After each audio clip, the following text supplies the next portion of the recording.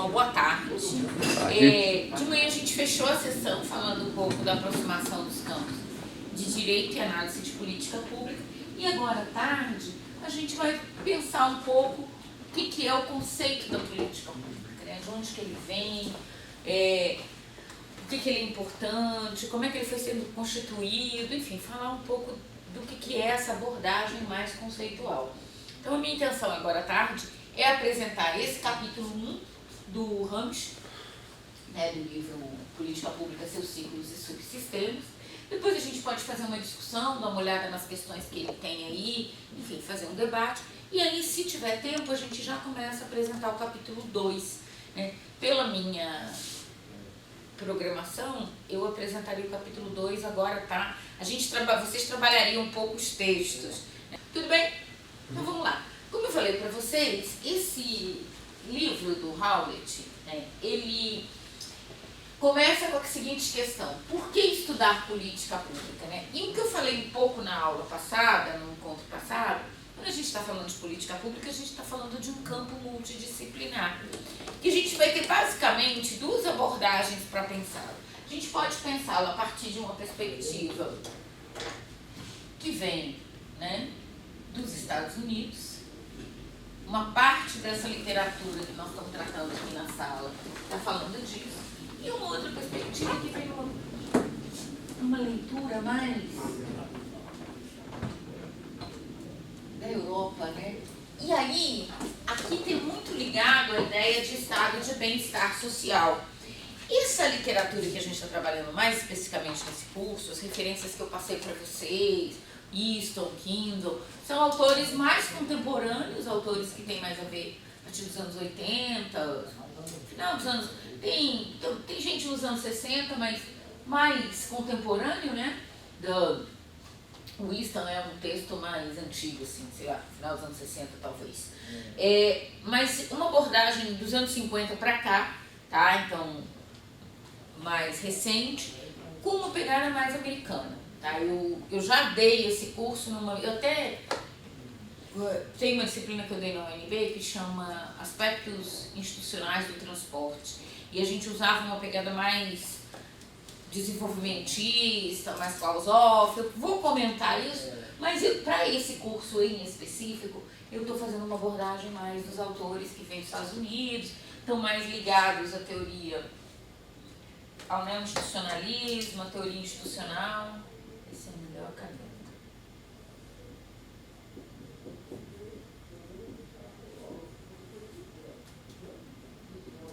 E menos a perspectiva da social-democracia. Né? Então a gente está trabalhando mais vamos dizer, as vertentes da teoria liberal e pensar disso a partir do governo do que efetivamente uma abordagem mais desenvolvimentista ou mais estruturalista da sociedade. Tá? Então ele é basicamente isso. Então, quando a gente faz essa pergunta, por que estudar políticas públicas, uma primeira resposta que a gente tem é que política pública é o governo em ação. Tem uma coisa que a gente usa, que é bacana para entender essa relação de em que momento da história, em que momento dos processos de desenvolvimento a política pública se coloca. A política pública se coloca, e aí é como a gente faz uma linha, né, do tempo aqui, que eu acho que é bem interessante. O Estado e com o papel do Estado.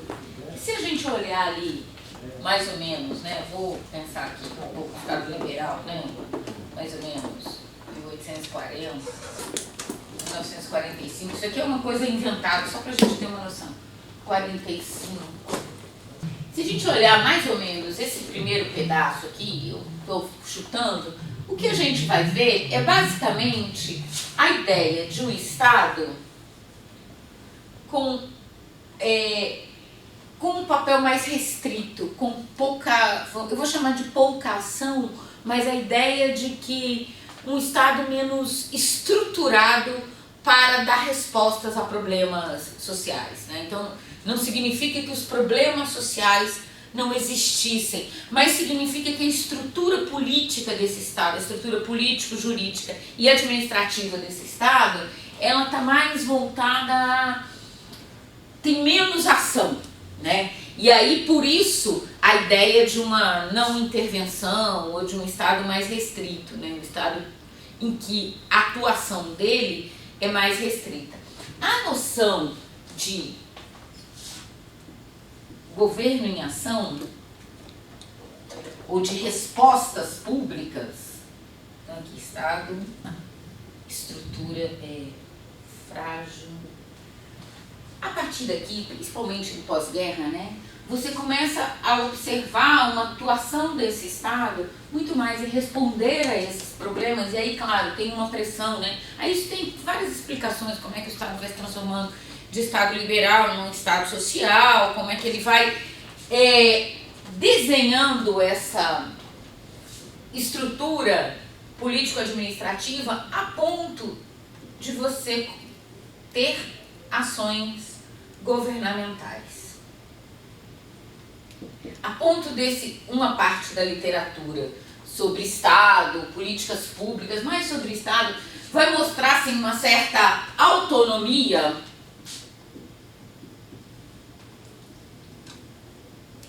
do Estado em dar respostas a problemas públicos, né, problemas que viram, por isso que esse tema, né, de por que um problema se torna um problema público, né? Essa é uma pergunta clássica nessa literatura que a gente trabalha de política pública. Então, um Estado mais voltado a dar respostas a essas perguntas e, claro, construindo o que a gente vai chamar, mais delineadamente, de uma burocracia. Isso tem tudo a ver com o processo de quê? Com o processo de constituição da social-democracia, o compromisso social-democrata, o fim de guerra. Então, uma ideia de que essa autonomia do Estado, essas respostas que o Estado dá, constituem as ações governamentais. Nesse referencial de literatura que eu estou apresentando para vocês, a ideia aqui é menos focar no Estado e mais focar na ação governamental, né? Então, eu até uso a referência de Estado porque eu venho muito dessa escola aqui mais estruturalista, mais marxista, de pensar, né, Estado com poder e dominação, mas no fundo, o que esses autores estão colocando é a ideia realmente de governo, né, de políticas governamentais que vão dar respostas.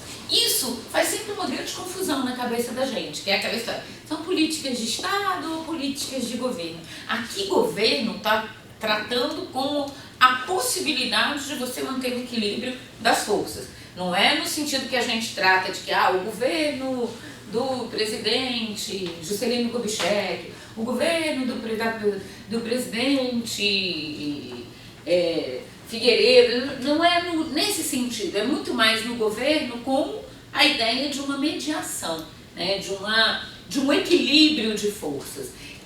Tem um texto da Maria Graça Rua, que é um texto que ela define o que é política pública. Eu já falei que eu já trabalhei muitos anos esse texto.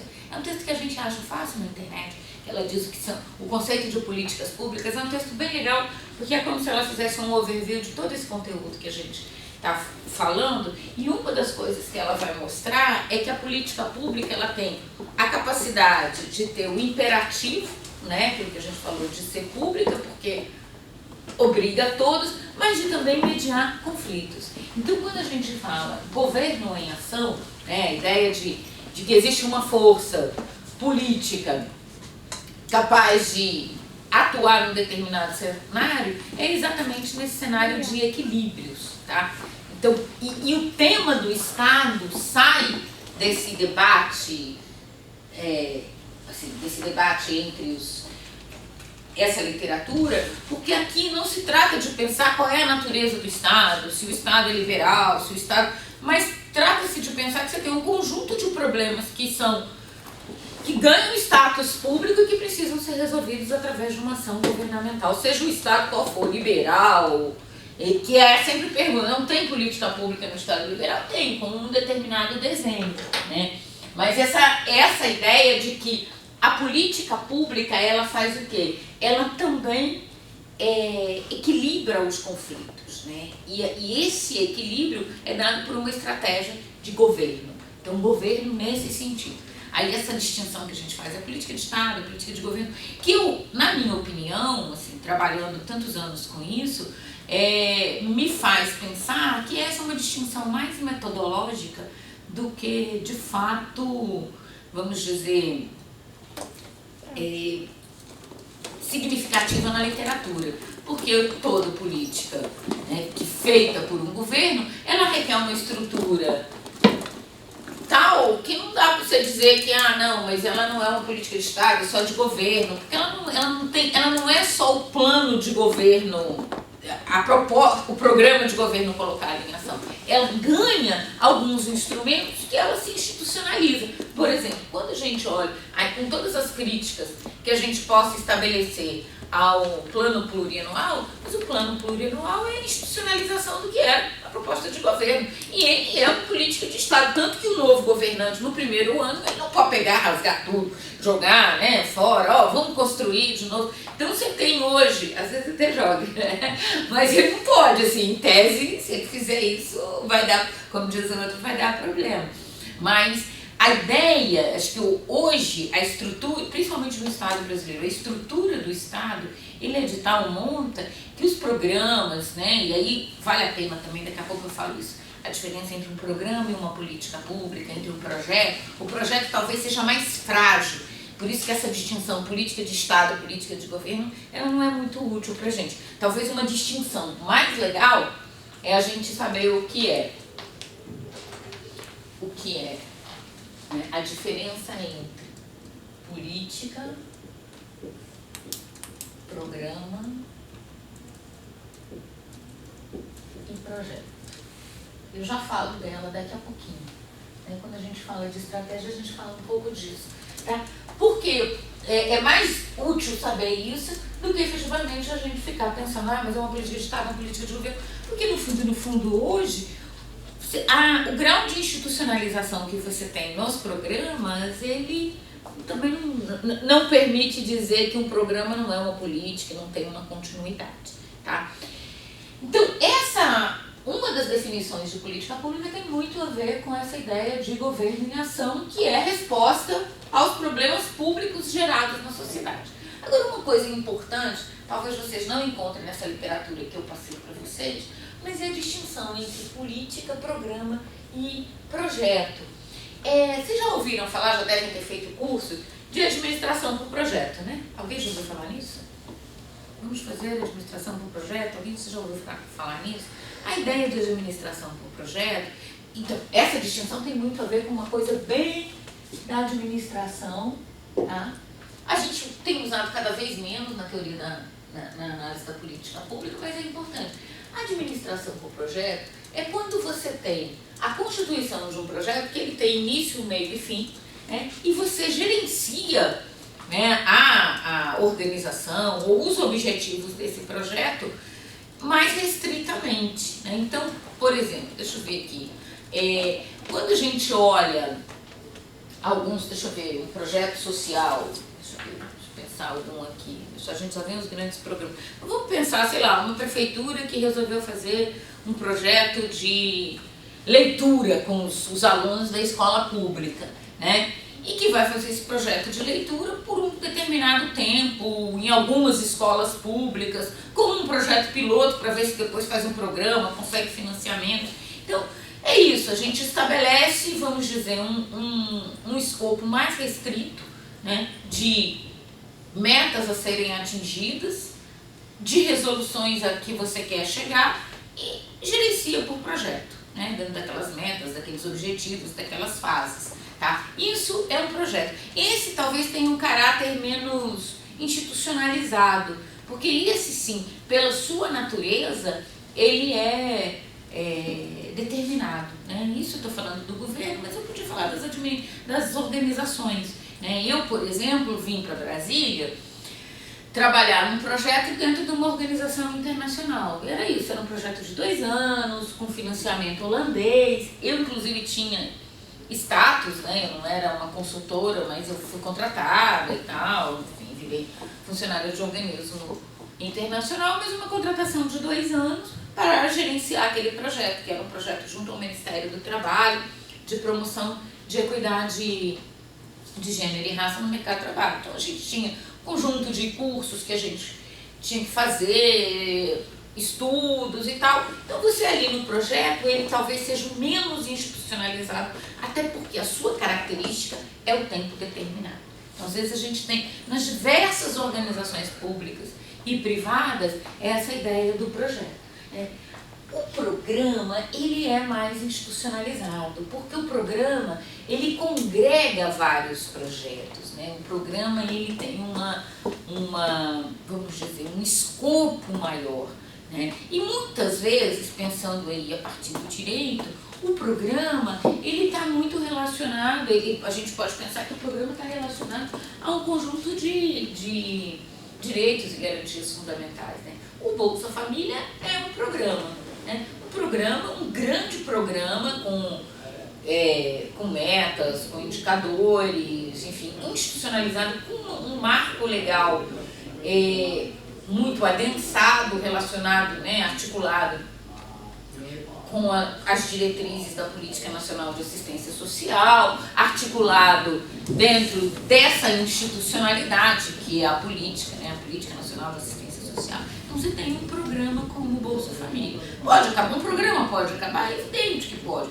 Mas um programa como o Bolsa Família acabar, o governante surtou geral, porque assim, nas últimas 3 campanhas eleitorais, todos os candidatos, mesmo seus partidos falando bem ou mal do Bolsa Família, nenhum deles foi para a televisão e disse: vou acabar com o Bolsa Família. Ninguém foi para a televisão dizer. Uns dizem que nós vamos diminuir, nós vamos criar um outro programa, por exemplo, após o impeachment da presidente Dilma, o presidente, né, o vice-presidente Michel Temer, que se tornou o presidente, disse: olha, nós vamos fazer um outro foco com o recurso da assistência social. Nós vamos montar o programa, não era o Brasil Carinhoso, é Primeira Infância, esqueci o nome do programa, mas era um programa de atendimento à primeira infância e tal. Aí tem todas as conjunturas, mas você não acaba. Então o programa, ele é constituído de vários projetos, ele tem uma capilaridade, uma institucionalidade maior, mas ele também não é a política,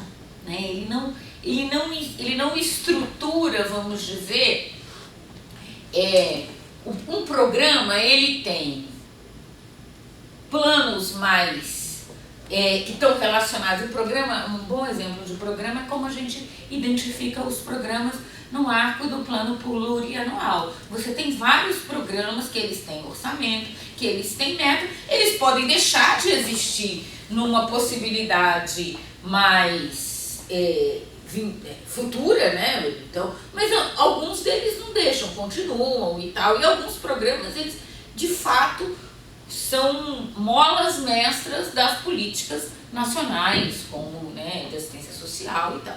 E a política, na verdade, ela é a grande diretriz, a grande matriz, né, onde você identifica os objetivos, aonde você identifica público a quem é dirigido, aonde você identifica o sentido daquela política, onde é que ela responde por um conjunto de direitos.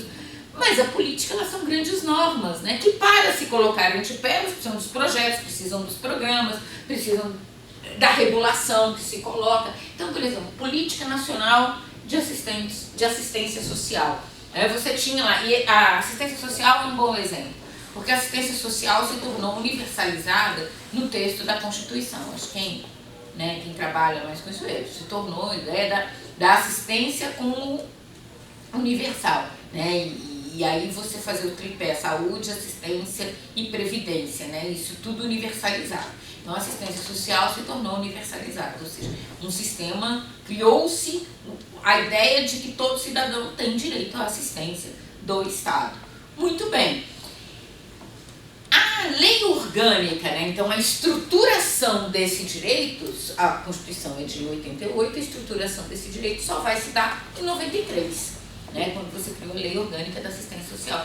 E a Política Nacional de Assistência, com a criação dos CRAS, né, dos dos CRAS, das complexidades e tal, só vai se dar em 2003. Então ali você tem as grandes diretrizes. E dentro dessa política você tem programas.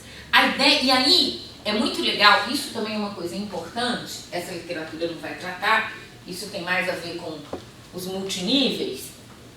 Uma outra coisa importante é como a política, né? Ela traz diretrizes, ela traz, vamos dizer assim, valores aqui no sentido de você pensar ideias, competências, né? Valores aqui no sentido de motivações. Você pensa competências aqui também, né, dentro das políticas. Você pensa, outra coisa que você pode pensar, estava aqui na minha cabeça, foi embora. Deixa eu botar aqui também objetivos, né?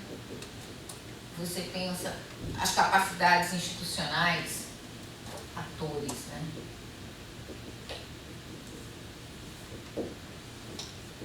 Atores.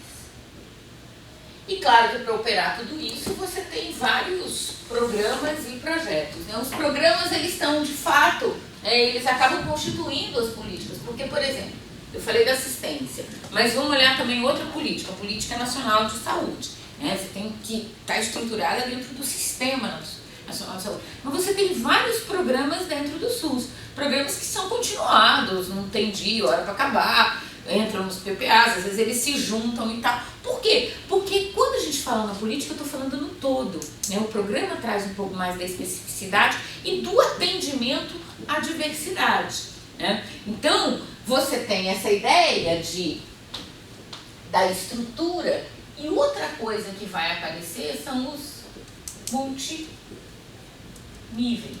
E aí, quando eu falo da Política Nacional de Assistência Social, e aqui eu tenho vários programas dentro dela, né? Programas e benefícios, né? Porque às vezes conceder o benefício é você, de fato, implementar o que são as diretrizes que estão fundamentadas ali nos direitos e garantias fundamentais. Quando eu penso, a ideia do CRAS, né, que é o Centro de Referência da Assistência Social, é como eu congrego os diversos programas territorializadamente. Então, dentro do CRAS, como ele é um centro de referência, ele aponta, ele é o atendimento, né, do beneficiário da assistência social, e ali dentro eu tenho formação, ali dentro eu tenho assistente social, ali dentro eu tenho diversos programas que o cidadão pode ser encaminhado, né? E aqui dentro também tem o Bolsa Família, porque o Bolsa Família, ele é um cadastro único dos cidadãos. Então, a complexidade da política pública é como ela está estruturada em sistemas, né? E isso envolve diferentes marcos regulatórios, envolve diferentes momentos de tomada de decisão, diferentes programas, né? Diferentes capacidades institucionais, diferentes, o que a gente chama de valores, né? Tem a ver com as ideias, né? Com ideias no sentido de ideias como fundantes dessas diretrizes, né? Então, a perspectiva que se coloca da política pública, desse governo em ação, é construir sistemas que eles são, na sua natureza, complexos. E que são operados, né, de uma forma pública. E aqui pública não precisa necessariamente ser Estado, público quer dizer a todos, né? Refere-se a todos, não é particular, então ele tem um universalismo, ou pelo menos, né, se propõe esse universalismo, e tem como também possibilidade o quê? O equilíbrio entre os conflitos, tá? Então, o sentido de uma política pública é basicamente essa. E aí essa literatura trabalha com governo em ação, porque a ideia de governar, de conectar todas essas dimensões que eu falei que não são fáceis, né? Então, por isso que a institucionalidade da política pública, ela envolve a dimensão jurídica, né, que é como você normatiza tudo isso, a dimensão administrativa, que é como você faz essas coisas estarem coordenadas, né, e a dimensão política, que é como também as coisas se efetivam na prática, como as negociações se dão, como você desenha estruturas, como interesses são atendidos e outros interesses não são atendidos, né, porque isso tudo está referenciado num sistema. Então, os autores desse livro partem, né, dessa perspectiva de que quando eu falo em política pública, eu falo na coordenação desse universo tão complexo, que envolve diretrizes, normas, competências, objetivos, atores, envolve a coordenação disso, né, o contexto administrativo, e envolve também a dimensão política. Né? Então, por isso que essa distinção entre política de Estado e política de governo, aqui pra gente faz muito pouca diferença. É mais fácil a gente entender as diferenças entre programa política e projeto, que também é uma distinção conceitual, né, apenas de conceito classificatório, mas o que a política pública requer mesmo é isso, são as ações governamentais, né, ou são as ações que buscam governo no sentido de equilíbrio, da forma como as questões se tornam problemas, as questões de uma determinada sociedade se tornam problemas públicos. Então, a ideia de governo em ação surge disso. E, claro, surge num momento da sociedade em que esse governo precisa dar respostas concretas. Né? Você tem desemprego, você tem novas identidades, você tem uma série de questões que vêm para a agenda pública que precisam ser resolvidas. Outra coisa importante no conteúdo da política pública é que a política pública, ela representa, e olha que eu usei o termo representa, eu não usei o termo né? Eu usei o verbo representa. A resolução de problemas. Então, ela é uma tentativa a dar respostas ao conflito. Né? E se ela é uma tentativa de dar resposta ao conflito, então ela representa, ela não é, significa que ela também é sempre muito provisória e você pode ter uma mudança, por isso a dimensão política, a dimensão jurídica e a dimensão administrativa.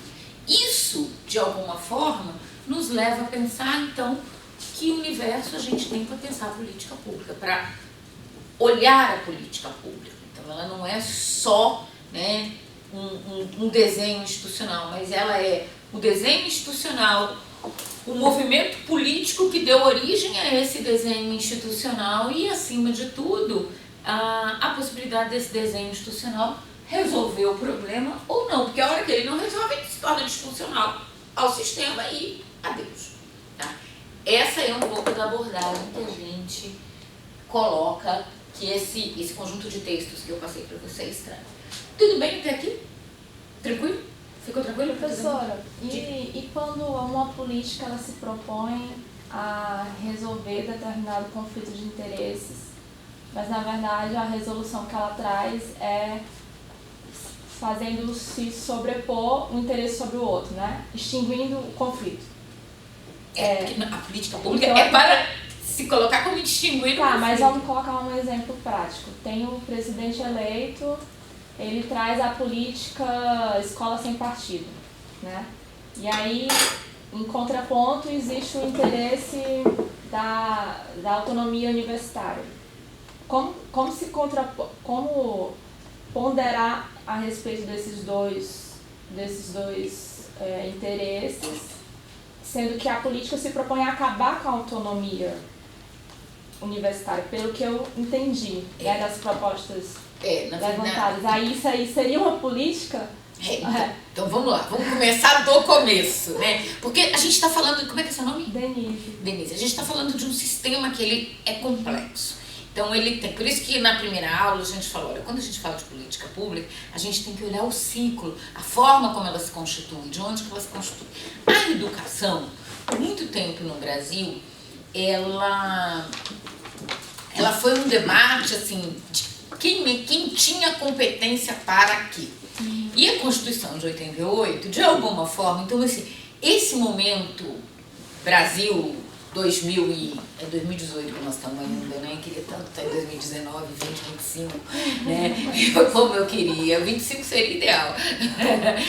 Mas Brasil 2018 é um momento super legal para a gente olhar que uma possibilidade de onde surgiram todas essas políticas públicas que a gente conhece foi a Constituição de 88. Esse é um momento chave e parece que a vida imita a arte, né? Porque passaram-se 30 anos, a turma, cada um falando um negócio, cada tribo está falando um troço, e assim, de onde surgiu tudo isso? Porque as políticas, elas surgem elas não surgem só da estrutura administrativa, elas surgem de um pacto. Sim. Né? E a aula de hoje não, mas a aula do capítulo 3 do livro que eu estou indicando, a gente vai falar, olha, a gente tem, as políticas estão dentro de um sistema. Sim. E esses sistemas vão criando subsistemas. Então, o grande sistema onde a gente tem todas essas caixinhas, educação, saúde, assistência, meio ambiente, está lá em 88. Então, em 88, o legislador constituinte toma uma decisão que é: a educação é universal. Legal. Como é que eu construo isso?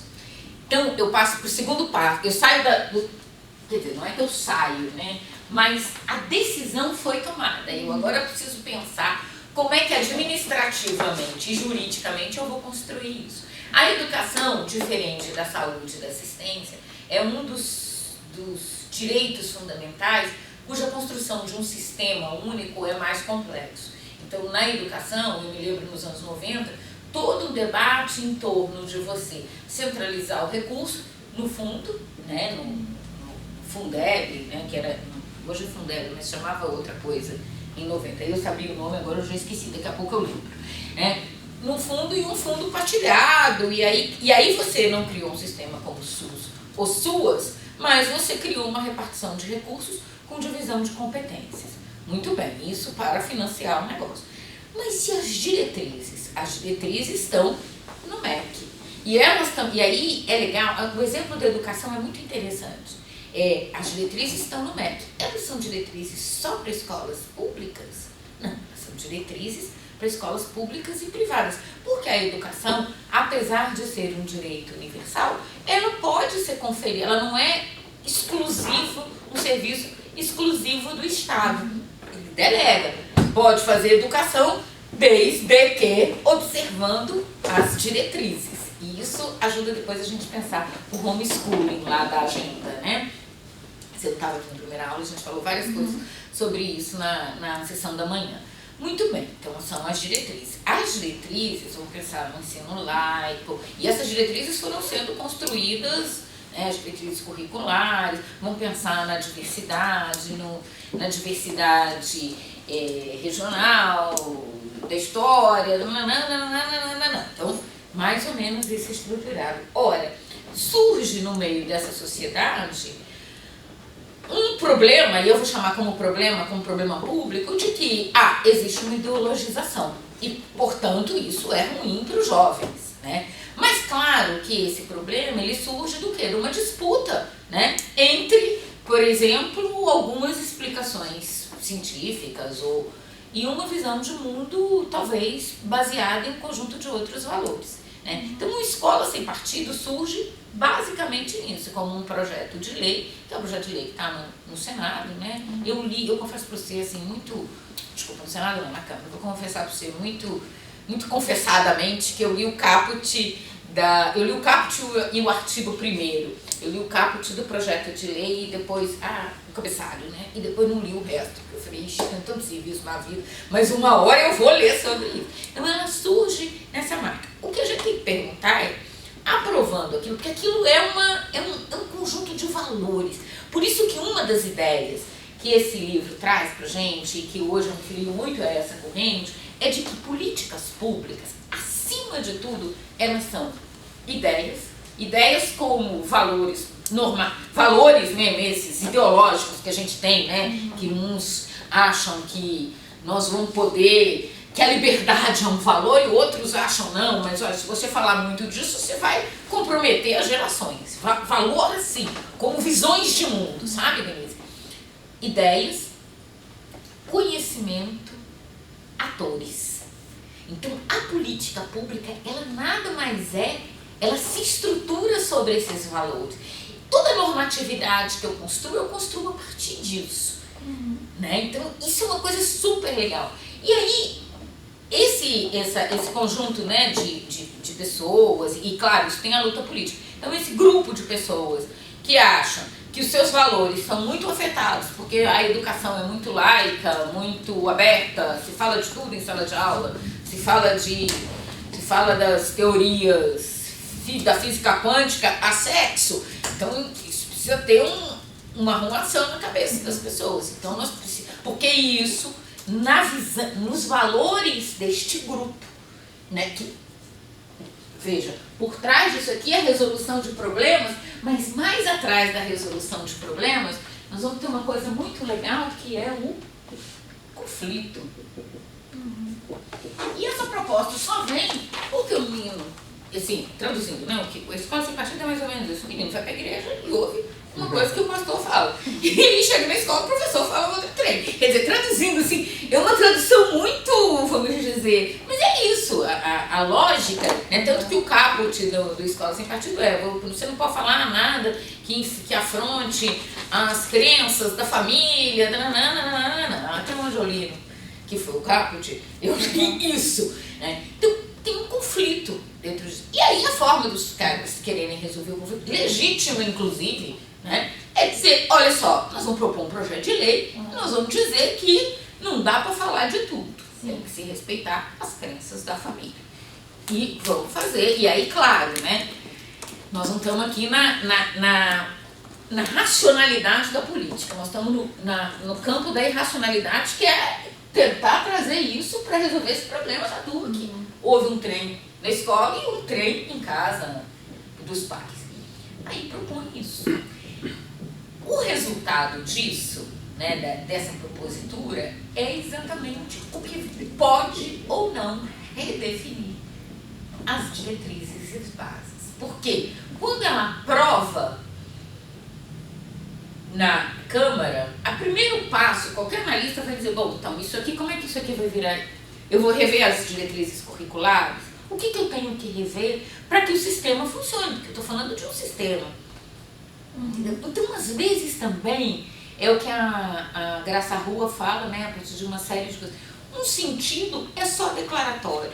É você fazer a luta política e dizer, viu, agora eu tenho um instrumento que se o professor falar, eu posso ir lá e brigar. Mas junto com esse instrumento que eu tenho todo um sistema constituído. E a pergunta é, nós vamos desconstituir o sistema? Só a tomada de decisão em relação a esse ponto desconstitui o sistema, desconstitui a autonomia?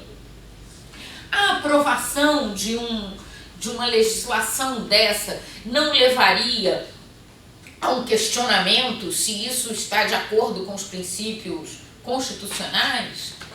Né? O Supremo está chamando uma audiência pública de uma ação que tem contra a escola sem partido. Eu agora já não lembro se é um RE ou uma DI, eu acho que é uma DI, é uma DI, tenho certeza. No dia 28 de novembro, lá na faculdade, a nossa clínica de Direitos Humanos está assessorando a DUMB, né, a nossa associação, como amigos curi da causa, né, enfim,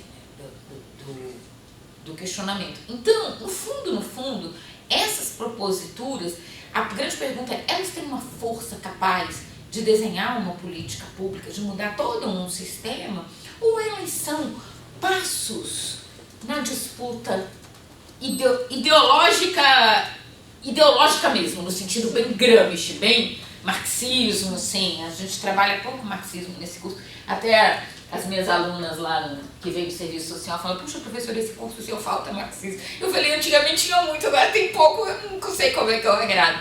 Mas sem pensar muito nessa ideologia enquanto isso, né? Uma disputa de significados sobre o mundo. Então, no fundo, não sei se a escola sem partido, quer dizer, eu não estou menosprezando a força que a escola sem partido tem, porque ela realmente, né, e aí, assim, quando a gente lê os relatos do que acontece nas escolas e tal, você de fato fala, é um potente instrumento, se não é um potente instrumento para construir novas diretrizes de currículo, porque isso eu realmente fico pensando, né, como é que você vai construir com base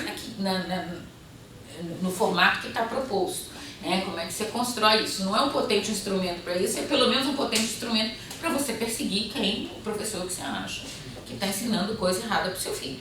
Então, assim, eu não sei se ela define uma política pública. Eu acho que ela, nesse sistema tão complexo, eu não sei se vocês estão conseguindo acompanhar o meu raciocínio, assim, mas ele é tão complexo. Quando a gente fala de política pública, a gente está falando de um multinível, de uma complexidade tão grande. Por isso que o texto da Maria Paula é um texto legal da gente olhar, né? Porque ela vai falar disso. Existe um nível macro, existe um nível meso e existe um nível micro da política. Então, essas grandes diretrizes aprovadas no Congresso, elas desenham um nível macro. Então, tá bom, aprovamos escolas sem partido. E agora, no nível micro, no nível meso, como é que nós vamos fazer com as diretrizes curriculares? Porque agora não pode dizer tão grande. Se um professor chegar lá e essa é uma aula que eu teria sérios problemas de dizer, será que essa é uma aula que está de acordo com as crenças das pessoas ou não? Eu estou achando que eu estou tentando aqui medir as minhas palavras, mas pode ser que alguém fale, não, professor, a política pública é a lei, pronto, e acabou. E isso é um forte instrumento para dizer, essa professora está ideologizando o debate, dizendo que a política pública tem uma dimensão política, jurídica e administrativa. Quando, na verdade, ela tem uma dimensão jurídica e pronto, acabou. Entende? Então, assim, eu acho que a gente não deve menosprezar o que isso significa em termos de luta política, em termos de um abalo numa hegemonia nessa sociedade. Então, a pergunta sempre que eu coloco para os meus alunos lá na UNB é, será que de fato esse viés moderno da liberdade de expressão que a gente fala tanto, né? Será que ele de fato continua de pé na sociedade brasileira? Porque nós estamos num processo de uma constituição tão grande de valores particularizados que aquilo que eu tomo como universal eu vou substituindo para, em cada canto, um canto. É como se eu voltasse um pouco à Idade Média. Os poderes privados precisam ser garantidos a tal ponto que qualquer coisa que eu faça pública, que seja mais amplo ou mais universalizado, eu posso estar interferindo na crença do indivíduo. Consegue entender isso? Não sei se eu respondi a tua pergunta, mas foi uma pergunta que me ajudou. Mais para jogar esquema que é interessante. Mas isso é super interessante, porque isso mostra aquilo que a gente falava de manhã. De manhã a gente pensava nas interações entre direito e política pública. Ok, é um direito da família dizer lá, esse professor está ensinando aqui para o meu aluno reforma, né? Reforma é um tema ótimo. Esse professor está ensinando aqui para o meu aluno uma teoria da reforma que não tem os neopentecostais. Precisamos botar os neopentecostais nisso, porque esse menino, meu filho aqui, não se identifica nem com as teses da Igreja Católica, na reforma ele não se identifica nem com os calvinistas, nem com os luteranos, nem com... Então cadê?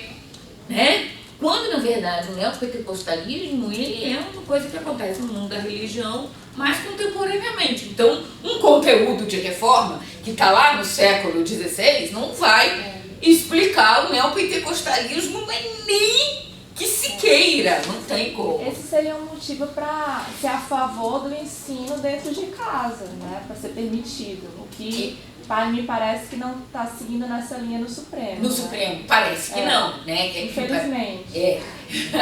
Me parece. Então, isso seria um argumento. Mas veja, o argumento. E aí o Supremo tem dito o seguinte: o ensino é universal. Há conteúdos que são universalizados. Sim, entendeu? E não cabe, talvez. Eu cheguei a olhar o voto do Fachin sobre isso, né? Que ele fala, olha, não tem, que é talvez o voto do relator, que é o ministro Barroso, e os outros votaram todos contra. Ainda não tem uma lei que diga um pouco como vai estruturar.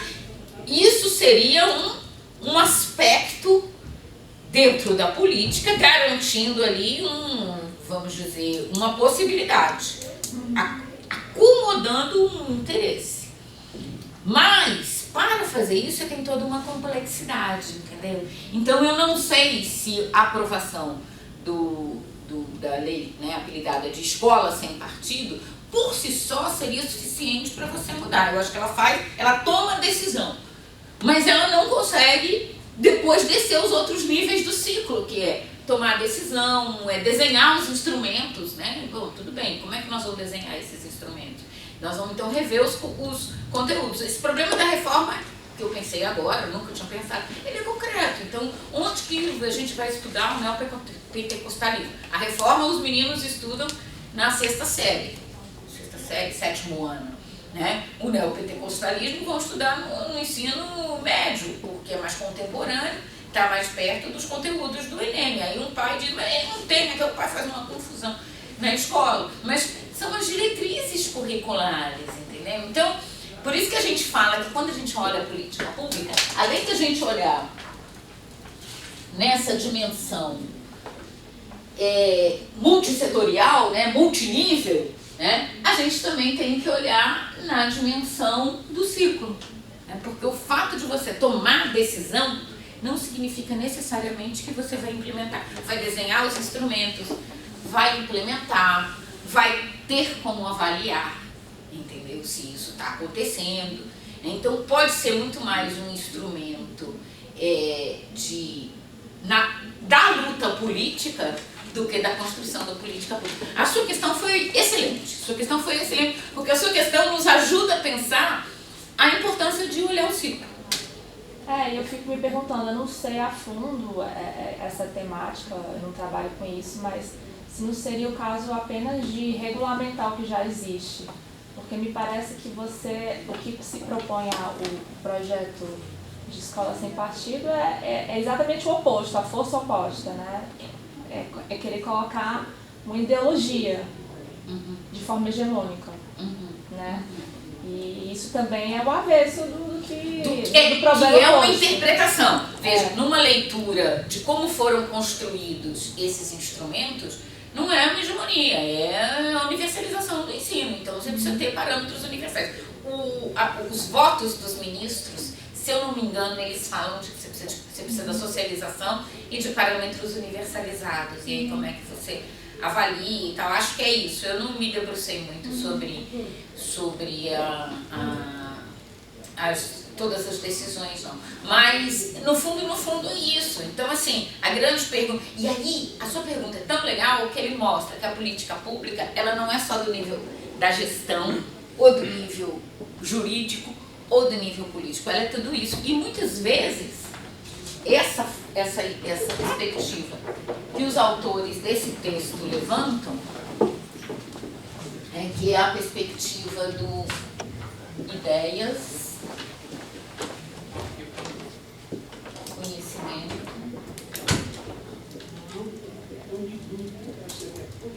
e atores, como os ingredientes básicos para pensar o que é a política pública. Então, assim, não tem a política pública, não é isso, não é aquilo, não é aquilo outro. É um conjunto dessas coisas. Portanto, totalmente mutável em diante das conjunturas. Porque há 30 anos atrás era inimaginável uma proposta como essa. E as forças políticas que defendem essa proposta hoje estavam no cenário há 30 anos atrás. Não estavam dentro da Constituinte. Não estavam com a força que elas têm hoje no Congresso. Mas elas estavam. Por exemplo, e aqui eu não estou falando, o Silas Malafaia. O Silas Malafaia tem uma atuação política no Rio de Janeiro há mais de 30 anos.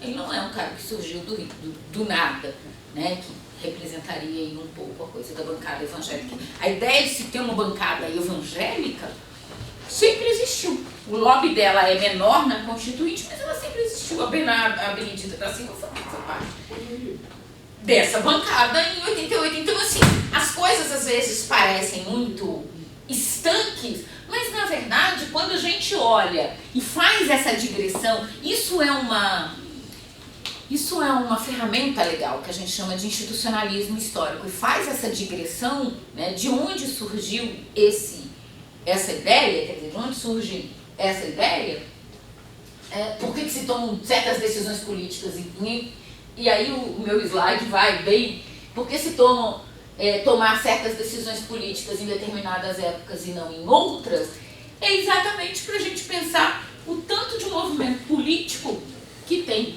nesse contexto da política pública, né?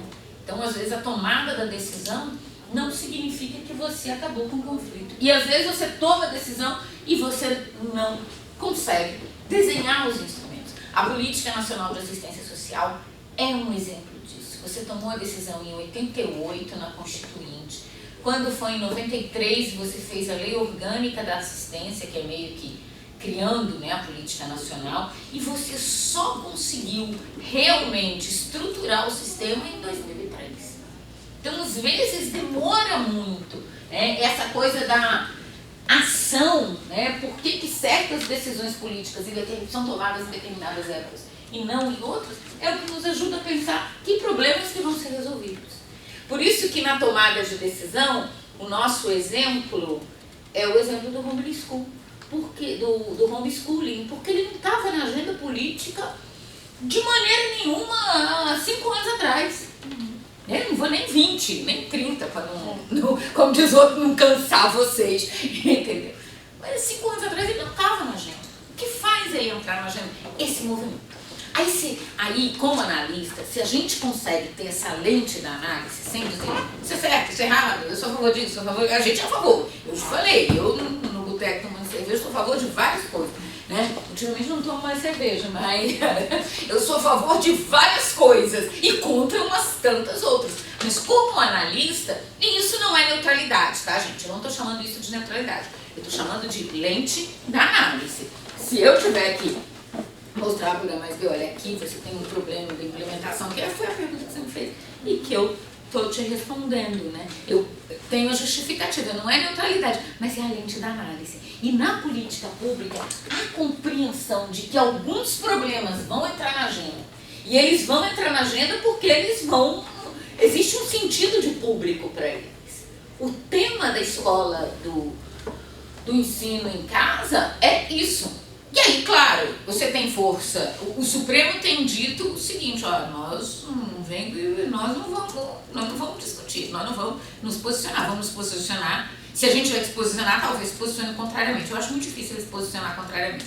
Acho que ele vai fazer o que ele fez, assim, ó, não tem lei, nós não somos para criar lei, manda isso pro local correto. Vai para onde tem que brigar, e a gente aqui, acho que foi a hipótese que eu trabalhava de manhã. Mas é que entra. Então, a forma como os problemas se tornam problemas públicos tem muito a ver com a luta política. E como é que ela está sufocada, e como é que ela vira conflito, e como é que ela não vira. E no fundo, a política pública tenta acomodar isso. Por isso que a turma muito da Revolução, muito, né, a turma da Revolução, eu tô pensando nisso mais academicamente, né, mais, como é que fala? Mais do ponto de vista da análise, né, não estou pensando da prática. Mas a turma que faz uma leitura muito radical, uma leitura do marxismo como uma transformação do Estado, não tem política pública, claro, porque a política pública é a mediação do conflito, né? Então, pensar e agora veio o dever de casa na cabeça, pensar o ensino em casa é exatamente uma resposta para um sistema que começa a não funcionar muito bem e eu preciso acomodar esses interesses. E aí alguns interesses se acomodam e outros não vão se acomodar, né? Agora, o que a gente não pode, é por isso que a ideia de sistemas, o que a gente não pode esquecer é que o sistema é capitalista e o sistema é democrático. Acima de tudo, democrático. Então também não dá para tomar decisões que no final das contas, em vez de ser um instrumento que possa ser regulamentado dentro do sistema, porque daí também, não sei também a força dele para mudar todos os currículos, né? Então talvez a ideia de então, cada um faz sua escola e prolifera, e aí vamos ver no que dá. E eu acho que tem um apelo hoje na sociedade brasileira, eu falei isso de manhã, né? A que você volte a uma certa privatização e mais regulação dessas dimensões privadas. Eu falei isso, né? A tendência de você erodir um pouco mais essa esfera pública e ter mais regulação. É possível? Tem que pensar as formas de avaliação disso. Então, talvez o tema da avaliação A avaliação é qual é o resultado concreto, porque a lógica são os direitos que são universais. Ou seja, se o menino vai aprender que a reforma foi feita por Lutero e que o neopentecostalismo é uma coisa mais contemporânea, isso ele tem que aprender, porque isso é o conteúdo básico, inclusive, para fazer a prova do Enem, senão ele não faz. Isso ele tem que aprender. Agora, como isso vai fazer? É o desenho do sistema. E aí, o jurídico moldura isso. O administrativo, a gestão, implementa, né, coordena isso. O político decide. Né, decide. Conseguiram compreender onde eu quis chegar? Mas muito obrigada, sua pergunta foi excelente. Nossa, eu nem tinha pensado tudo isso ainda. Muito obrigada mesmo, foi ótimo. Muito obrigada. Você podia se apresentar. Eu sou Denise, advogada da União. Tá, mas agora diz onde você trabalha e por que você veio fazer o curso? Na Cônjuge do Exército. Tá, e você veio fazer o curso por curiosidade mesmo. Eu sempre quis trabalhar com política pública e assim, a gente nunca teve oportunidade nessa análise mesmo. E mas eu achei interessante o curso. Legal. Faz uma gentileza pra mim, põe o seu nominho com e-mail, porque eu vou dividir com você o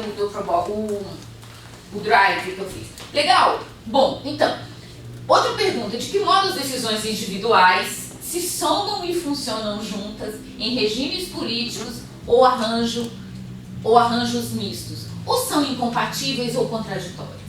Quais os padrões aleatórios, né? Os padrões são aleatórios ou guardam um contexto político?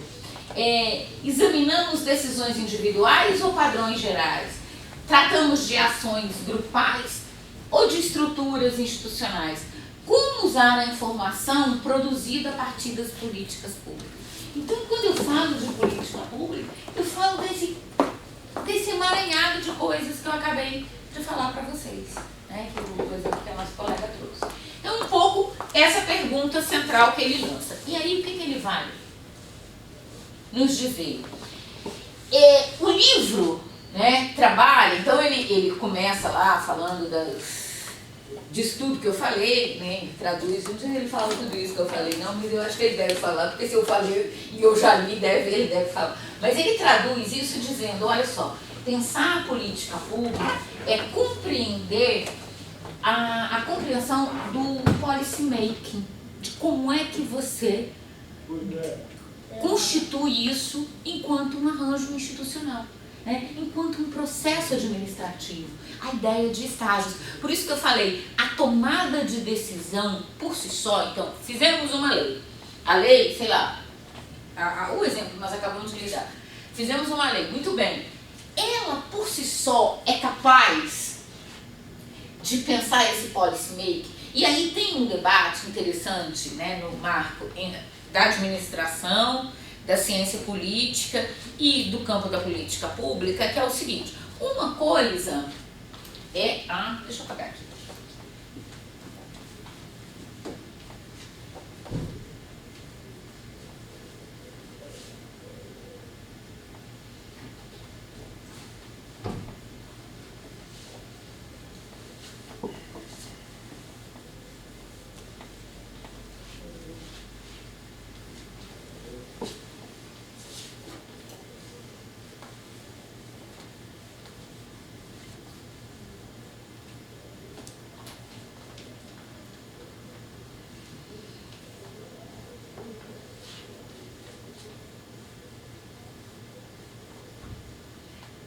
Coisa que é o estudo da política, da ciência política, é a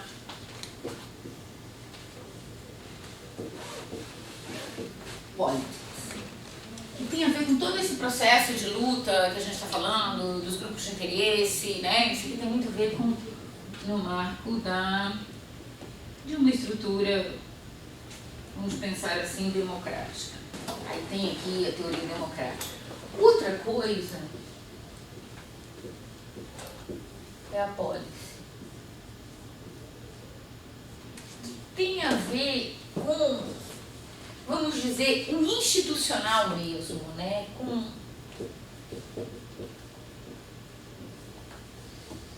uma forma como você desenha, tem a ver com Processo administrativo, claro que não como a gente fala no direito administrativo, né? Não como a gente fala na lei. Mas tem a ver com burocracia, e aqui burocracia no sentido weberiano, né? E essas coisas têm uma diferença na literatura. Aqui eu tenho realmente a disputa. E na política pública eu vou ter essa dimensão também. Porque a tomada de decisão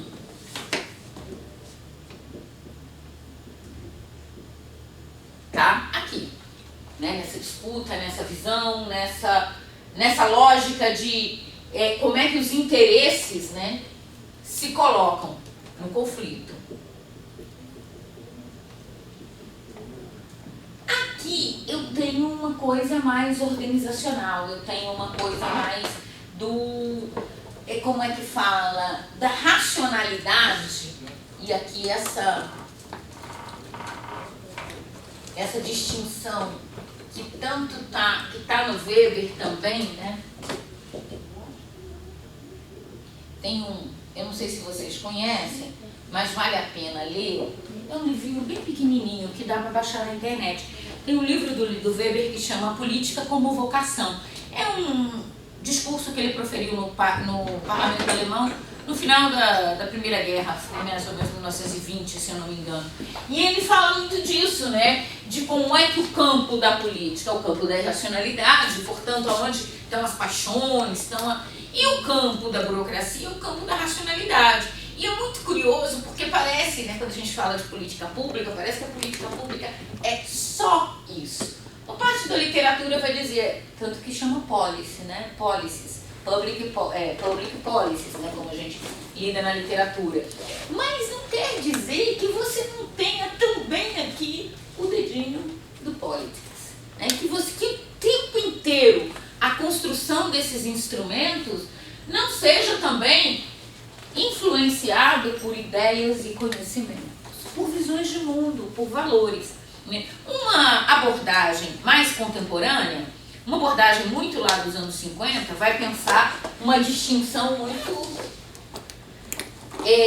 segmentada nisso aqui, tanto que a gente chama essa distinção de positivista, né? E aí vai pensar a política pública mais como um encadeamento, tomo a decisão, faço o desenho institucional e faço o desenho institucional, enfim, vai pensar mais encadeadamente. Mas hoje, a abordagem que a gente tem, como eu falei dos sistemas, dos formatos, né? O fato de muito de política pública que a gente tem, principalmente na América Latina, vir dos processos de fim de ditadura, né? Dos processos que construíram novas constituições. Então existe hoje também no campo da política pública, eu vou falar disso amanhã, eu vou falar disso amanhã, uma outra abordagem que é a abordagem pós-positivista. E essa abordagem pós-positivista vai pensar, olha, apesar de eu ter aqui o processo administrativo, o passo a passo, o institucional, a burocracia, né? E aí os estudos de burocracia vão dizer que a burocracia ela é política, ela tem uma autonomia política, né? No Brasil, o melhor livro sobre isso é de um cara chamado Edson Nunes. A Gramática Política Brasileira. Se alguém tiver com um computador aí fácil na mão, procura, porque eu acho que esse livro tem na web. Vê se o título é esse, Edson Nunes. O professor Edson Nunes, ele tem alguns bons artigos sobre agência regulatória, mas tem esse livro que é um livro maravilhoso, né? Ele veio do IUPED. Gramática Política do Brasil. A Gramática Política do Brasil. Dá pra baixar, não dá?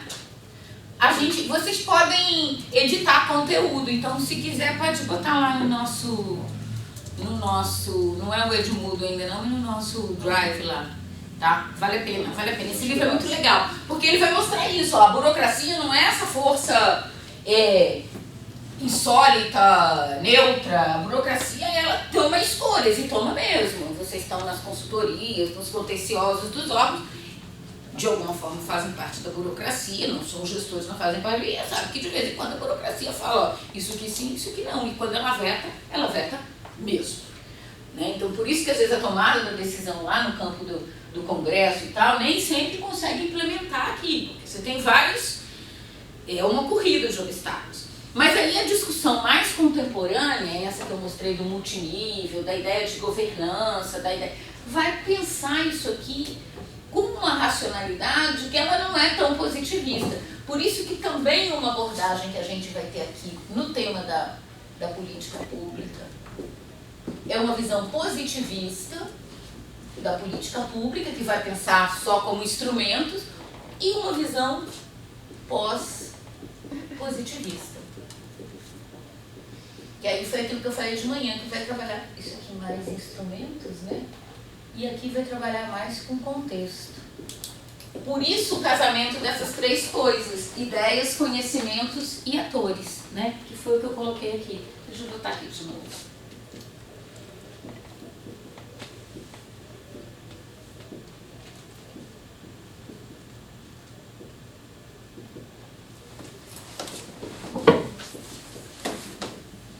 E atores, né? E esses autores desses livros, esse é o primeiro capítulo, né, que eles estão explicando para quem estudar política pública, é um capítulo pequenininho, né? Eles vão dizer isso, eles vão falar, ó, a abordagem que nós vamos fazer aqui, nós vamos mostrar como é que algumas abordagens sobre as fases do ciclo eram extremamente racionais e positivistas, e outras vão pensar mais o contexto, os jogos, né, as disputas que estão colocadas, as dificuldades de se colocar, né, que numa leitura de analista isso pode ser muito legal, inclusive para explicar por que isso dá certo e por que isso aqui não dá certo. Os meus amigos que têm trabalhado com o campo da política pública e muito com a implementação têm mostrado isso nos seus trabalhos, né, utilizando essa perspectiva mais do contexto institucional e de mostrar que às vezes a norma pega e não pega, não é só por uma vontade deliberada do agente, mas é porque o contexto institucional realmente não permite. Tem uma boa tese de doutorado lá da administração pública, que se vocês quiserem, depois eu trago a referência, ou então eu ponho lá no nosso Drive, que é uma tese de uma professora chamada Luciana Miranda, que ela vai estudar as 5 ouvidorias das agências reguladoras. E ela vai comparando. E aí ela usa uma teoria, que é a teoria da Telen, que é uma autora que está indicada na nossa bibliografia, e ela vai dizer assim, olha, em alguns lugares, aí ela pega aquele modelo e vai aplicar, vai estudar mesmo, estudo empírico. Ela vai dizer, em alguns lugares, esse negócio, essa coisa da ouvidoria, vai para frente, porque o gestor na frente pega, leva, no geral são advogados que são nomeados, tem muito advogado nomeado em ouvidoria, né? Pega, vai, faz, implementa. Em outros lugares, o grau de veto, o ambiente institucional é tão hostil a essa ideia de participação e de accountability, que não vai para frente, entendeu? Então a ideia de que na política pública também, nós não estamos falando só de um conjunto de instrumentos administrativos, mas por isso que eu falei, falar de política pública é pensar também que ela se constitui na dimensão administrativa,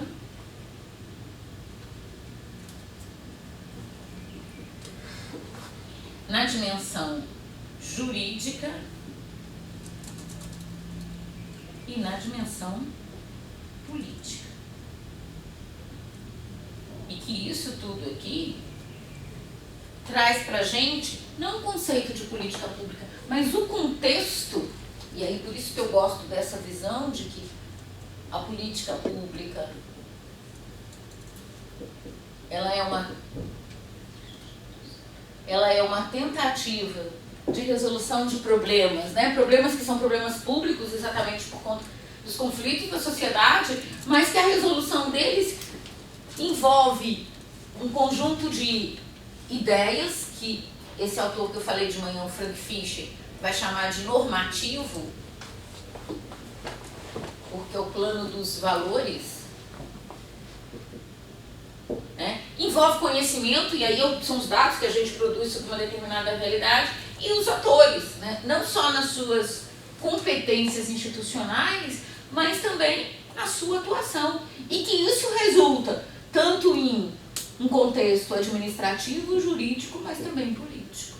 Então, a gente chama isso de contexto institucional, aquilo que está para além do texto, mas tem a ver com as relações que eu tenho dentro de um determinado órgão, de um determinado programa público, né? E que isso se diferencia, às vezes, o programa é o mesmo, né? Mas como a gente tem grandes programas, como o Brasil é federativo, e isso às vezes se diferencia de lugar para lugar. A escola é, talvez, o melhor instrumento para a gente pensar isso. Apesar dos parâmetros curriculares, você vai ver que tem escolas que elas vão pegar tudo isso e transformar melhor, porque o contexto, a cultura institucional, a forma, e não é só o diretor, né?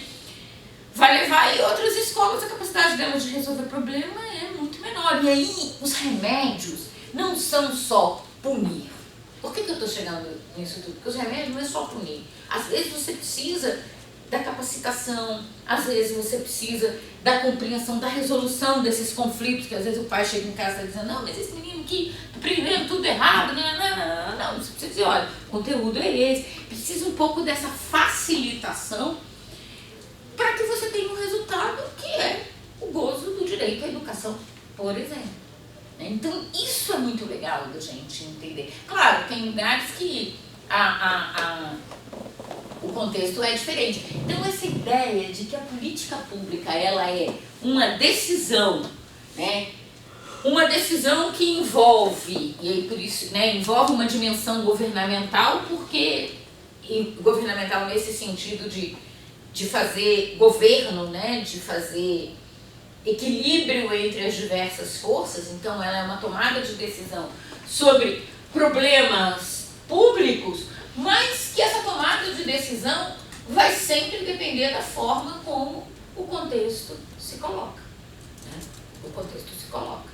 Então essa noção é uma noção muito legal, tanto para advogados, como para administradores, quanto para o povo da ciência política, né, e da economia.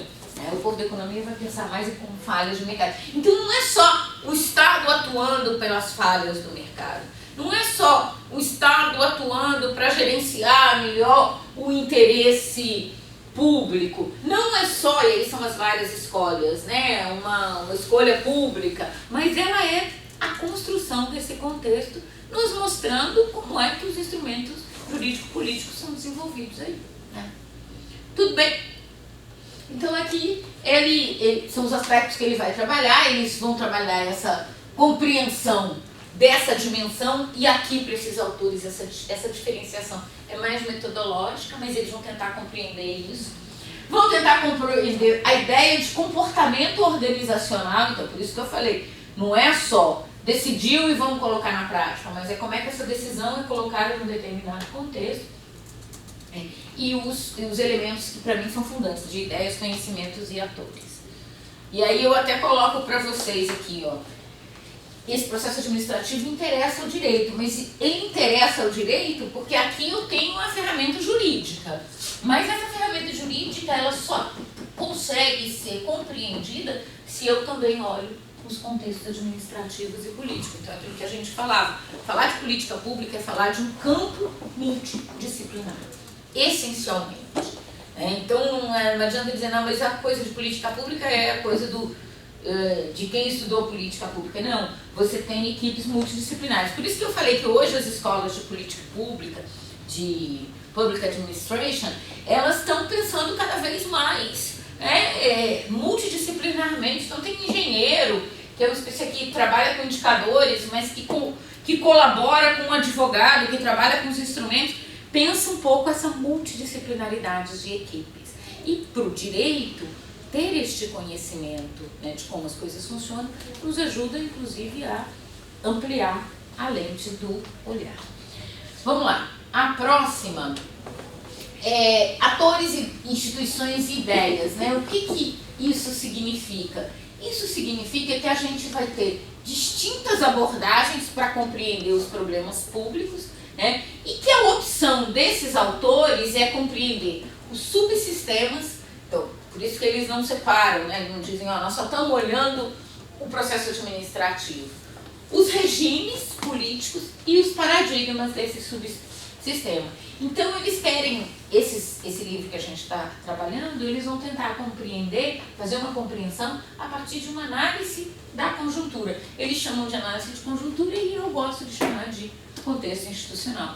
Então, muito mais do que a política pública como um que deve ser, mas ela é o governo em ação. Governo no sentido, né, ela é, eu vou tirar o governo para não nos confundir, mas ela é ação essencialmente. Né? Ela requer ação, seja para decidir, seja para implementar, seja para avaliar. Né? E aí a ideia de um ciclo, né? A ideia de que você tem aí um olhar que ele não foca só numa fase, que você tem fases. E que essa ideia de fases, ela também é metodológica, porque também você pode decidir lá na tomada de decisão e ter que tomar decisão lá na implementação. A implementação você reproduz o ciclo quase que totalmente novamente, né? Porque quem coordena o quê? Então, alguns conceitos que não são atinentes à teoria das políticas públicas, para nós do Brasil ficam muito importantes, que é o conceito de governança, esse sim é um conceito da literatura internacional, e o conceito de participação, que tem muito a ver com a discussão da epistemologia do Sul, né, dos processos de decisão, de participação, que essa literatura mais, vamos dizer, da policy, dos processos administrativos, da mais positivista, não tem muito olhar para ela. Mas que são coisas todas importantes que a gente pode analisar. Tudo bem? Até aqui? Por que acabou o dever ser, então? Isso aí é uma brincadeira que eu faço com os alunos, porque a nossa visão de política pública no direito é muito aquilo que está no contexto normativo. Se eu vou olhar os contextos, tudo bem, é kelseniano, é direito ainda, mas nesse contexto, a compreensão do porquê ele não se colocou pode mostrar essas forças políticas. E aí a solução pode não ser só o enforcement, só a coerção. Pode ser outras medidas. De alguma forma, se a gente olhar o que o TCU fez com as auditorias operacionais, que no início delas eram todas pega, mata, come, né? E que depois você vai mudando um pouco, vai fazendo sugestões em alguns setores, aí teria que fazer um estudo mais comparativo sobre auditorias, né? Eu conheço algumas, mas não conheço todas. Acho que nos temas de infraestrutura, nos últimos períodos a CINFRA não tem tido pena de ninguém. Mas em alguns outros temas de política social, as auditorias do TCU foram importantes, inclusive para olhar boas práticas. E aí, quando eu começo a olhar boas práticas, eu não tenho mais uma visão só coercitiva. Entendeu? Eu vou pegar o prefeito e vou processar, eu vou pegar o governador e vou processar. Eu começo a ter uma visão mais, olha, aqui tem uma boa prática, por que você não faz? A ideia do compliance, que é um outro tema da corrupção, é um pouco isso. Eu não pego a corrupção com pega, mata, come. Eu escrevi um artigo sobre isso com o meu aluno, porque o meu tema não é corrupção, é acesso à informação, mas óbvio que você acaba passando. Eu escrevi exatamente isso, né? Quando você cria no Brasil a lei de acesso à informação, vários outros instrumentos, dados abertos e tal, é exatamente para que você responda às promessas não cumpridas da democracia a partir de instrumentos institucionais.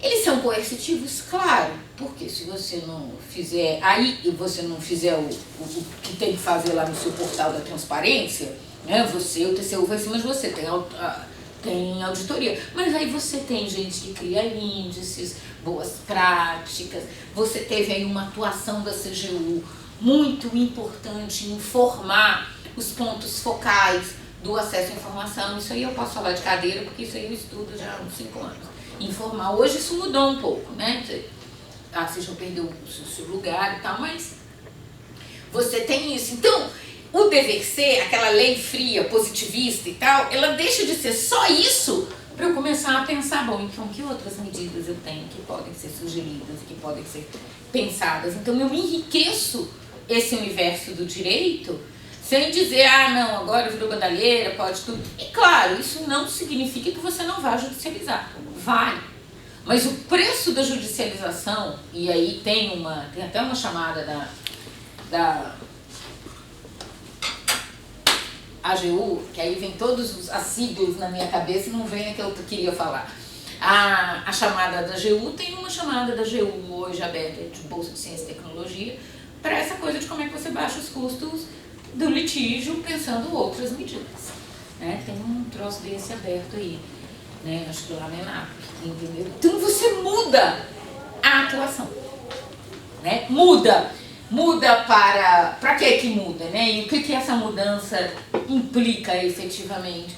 Você traz talvez mais possibilidades de realização de interesse público, e se não interesse público, pelo menos os direitos e garantias fundamentais. Que é isso que tem que ser a nossa preocupação. Tá bom? Tudo bem? Aí isso aí é uma brincadeira que eu faço. Eu dei essa aula para os alunos eu dou essa aula no meu curso, mas essa aula eu mandei ela especialmente para os alunos da AGU que fazem um mestrado lá de administração pública na UNB. Eu fui dar uma aula sobre direito e políticas públicas e aí dei essa aula. Minha amiga, que era professora de teoria de política pública ou administração pública contemporânea, aí eu levei essa aula, tá? Outra discussão que os autores desse livro propõem é pensar a ideia de um policy, de um ciclo de políticas públicas, né? A ideia que eles usam na discussão, mas se afasta dela. Eles usam essa ideia de ciclo, eu daqui a pouco vou mostrar o que é a definição do ciclo, né? São as fases, de manhã eu falei, né? Você pensar que a política pública ela tem fases, mas que isso também é muito metodológico, porque às vezes você tem aquilo, você toma decisão lá na Câmara, mas quando chega na implementação tem que tomar decisão de novo. Você tem que tomar decisão de quem que vai implementar, como é que vai fazer, né?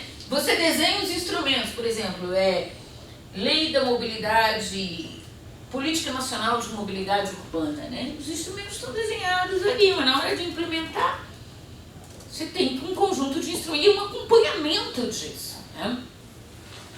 Tem um aluno meu que defendeu um trabalho sobre isso. Então, a ideia que eles utilizam no texto é a de ciclo, mas também de um estilo político. E aí eles estão sempre querendo ver o que é estabilidade e manutenção, né? Conservação. Aqui estabilidade não significa tranquilidade. Mas o que é estabilidade e o que gera mudança. Mudança, inclusive, no comportamento, para que você tenha o cumprimento da dimensão jurídica. Eles não falam isso no livro porque isso não é a questão jurídica não é um problema para os povos do norte. Eu fiz uma escola de política pública há um ano e meio atrás e veio um professor muito legal, Frank Fischer. Eu falei dele de manhã. Um cara muito legal, assim, conhecido, pós-positivista. Essa ideia de ideias, valores e normatividade é uma ideia desenvolvida por ele nos textos dele e eu fiz o curso com ele. Aí no final eu fui apresentar o meu projeto de direito e política pública e tal. E ele falou, mas vem cá, mas se tem a lei, tem a lei. Eu falei, sim, professor, mas olha, no Brasil a gente judicializa para cumprir e ignora todo esse processo que o senhor acabou de explicar pra gente. Então esse tema, né, do cumprimento não é um tema tão caro, né, nessa literatura. Ele é um tema talvez mais caro para nós brasileiros. Né? Mas, às vezes, o cumprimento dos processos administrativos é uma mudança institucional mesmo. Uma mudança no comportamento, nos incentivos que você tem, nas estruturas, na forma como é desenhado, né, na forma como as pessoas acordam, né, que vão implementar ou não vão implementar. Então, quando você fala assim, talvez a saída não seja você mudar os parâmetros, mas você seja regulamentar, talvez sim. Que aí a justiça já falou, isso não vai cair no meu colo, porque eu não vou dizer sobre isso. Deixa que volte para que está correto mesmo, do ponto de vista da estrutura dos três poderes. Né? Então, como é que você... E aí você volta mesmo para esse campo aqui das disputas. Aí como eu gosto de dizer para os meus alunos, quem tem mais garrafa para trocar? Aí é isso, gente. Porque veja, a vida num sistema como o nosso, né, capitalista e democrático, ela é quem tem mais garrafa para trocar. Enquanto ele for democrático, ela é barganha. Pode ser que um dia não seja mais democrático e aí você não esteja falando mais de barganha, aí você está falando de força. Mas enquanto for, é isso, e aí tem que fazer uma mobilização. Aí eu acho isso muito legal, quando os grupos de interesse, e isso mostra o grau de maturidade democrática, quando os grupos de interesse são capazes de pegar as suas propostas, que às vezes dizem muito respeito ao seu foro íntimo, mas se transformar isso numa proposta pública. Então, olha, eu proponho que isso seja regulamentado assim, e aí eu faço campanhas políticas, e aí eu faço advocacy com os deputados, e aí os deputados constituem uma frente em função disso, entendeu? Então, você constrói uma estrutura política que ela tem uma racionalidade. Ela não é só, vou usar a frase do Jânio Quadros, né? Ela não é só filo porque quilo, né? A frase, não sei se vocês conhecem essa história, quando ele renunciou e perguntaram para ele, mas presidente, por que o senhor renunciou? Aí ele disse, filo porque quilo, né? Já indo embora de Brasília com ódio mortal no coração, filo porque quilo. Eu não é só fiz porque quis ou porque eu quero, porque é melhor para mim, mas eu construo uma racionalidade pública e aí eu tenho que voltar para a ação coletiva. Então veja, o desenho, por isso que a gente diz que a burocracia, ela tem uma dimensão política. É porque eu preciso, inclusive, convencer essa burocracia. E aí, quando isso se dá, ok, tá bom, tá sancionado, porque eu tenho reconhecimento. Ser público, pensando um pouco na literatura de público e privado, mas ser público é aquilo que tem o reconhecimento de todos. Né? Então, se torna público. Então, tá ótimo, tá regulamentado. Pronto, pode fazer público. Você reconheceu. Você não está em ameaça. Por isso que também esse debate não, mas são as minhas questões privadas, ele é legal, ele remonta a uma liberdade. Mas essa liberdade é uma liberdade num coletivo. Que essa é, talvez, a equação mais difícil de se resolver no mundo moderno. Né? A gente está falando dos nossos exemplos, mas uma coisa que me ocorre, e eu não estudei muito isso, assim, mas eu me lembro que eu tive que ler, na França, no final dos anos 90, início dos anos 2000, o uso do véu das meninas, as meninas muçulmanas usando véu na escola pública francesa. O quanto isso deu de, vamos dizer, conversa, né? Eu não vou saber dizer quem estava com a razão, e também não é o caso, mas é porque é isso, é como é que um problema que é de uma determinada comunidade e precisa ser do coletivo. Não porque o coletivo vai ser igual a essa comunidade, mas porque ele vai reconhecer. Essa é uma das questões da modernidade. Não sei como é que foi o curso de vocês de Direito, mas uma coisa que a gente tem na nossa formação aqui dos nossos alunos na UNB, é um pouco essa dimensão do que a modernidade faz em termos de direito e diferenças, né? De reconhecer a diferença sem você essencializar, mas considerando isso dentro da esfera pública. Esse exercício é um exercício genial, que a política pública nos convida a fazer o tempo inteiro. Né? Porque isso, como eu falei de manhã, não é teoria na veia, mas é aplicado. Tudo bem? Já estou acabando. E aí eles estão discutindo um pouco isso.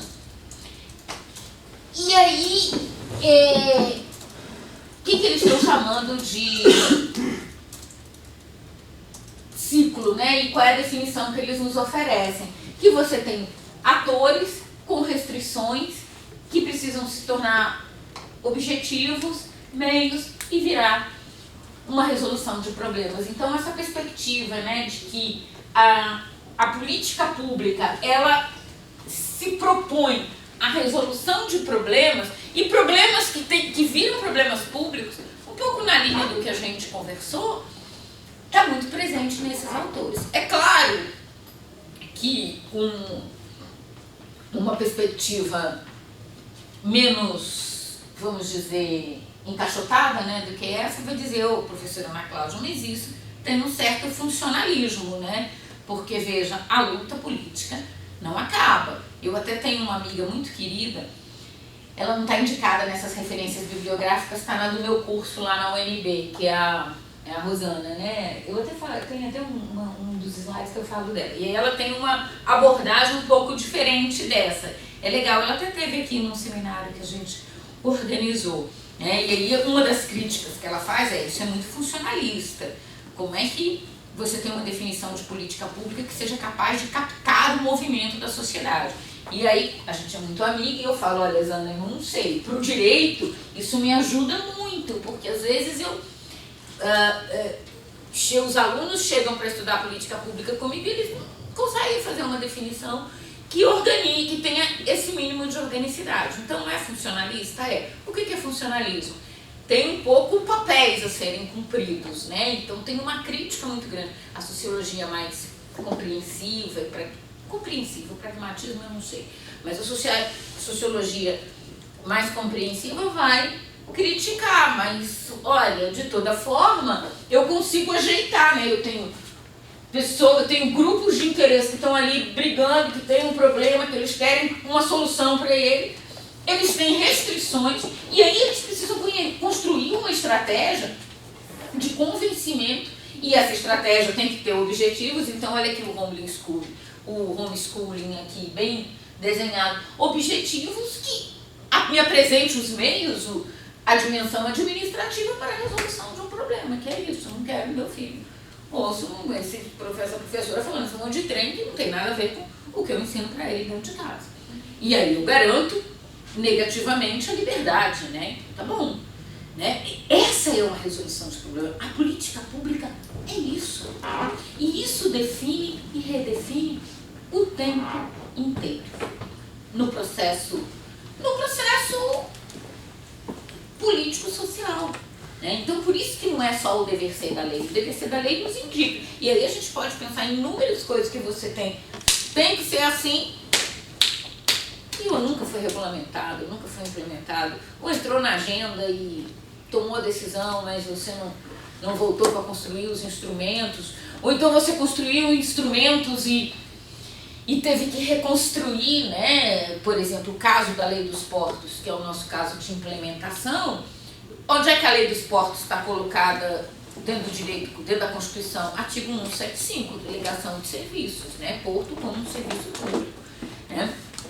Que não é como... Eu falo de Porto, eu trabalhei com Porto muito tempo, né? Uns 2 anos eu fiz pesquisa de Porto.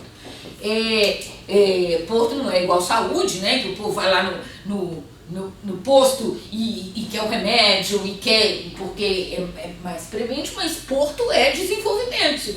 Todos os estudos que a gente tem sobre Porto no Brasil vão dizer basicamente isso.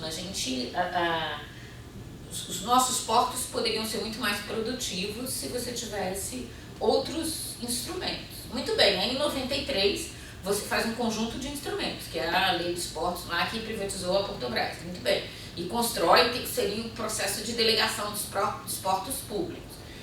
Foi de 93 a 2013, 10 anos, pouquíssimos arrendamentos que ficaram muito tempo, muito criticados, né? Uma aprovação da nova Lei dos Portos, que foi segura um sacode total, né? uma disputa muito grande em torno dos interesses ali, e você desenha uma nova Lei dos Portos, estabelecendo novas competências, não tira o instrumento da licitação, mas estabelece novas competências, novas formas de fazer, divide competência do setor com o órgão da administração direta e os órgãos da indireta, que é a agência reguladora, né, direta especial. Muito bem, na hora de implementar, você não consegue implementar da mesma forma. Porque aí você mantém a estabilidade do sistema. Então o problema volta para a agenda e volta. E aí a gente fica perguntando, mas será que é só um problema de instrumentos, de normatividade? Ou é um problema do contexto institucional?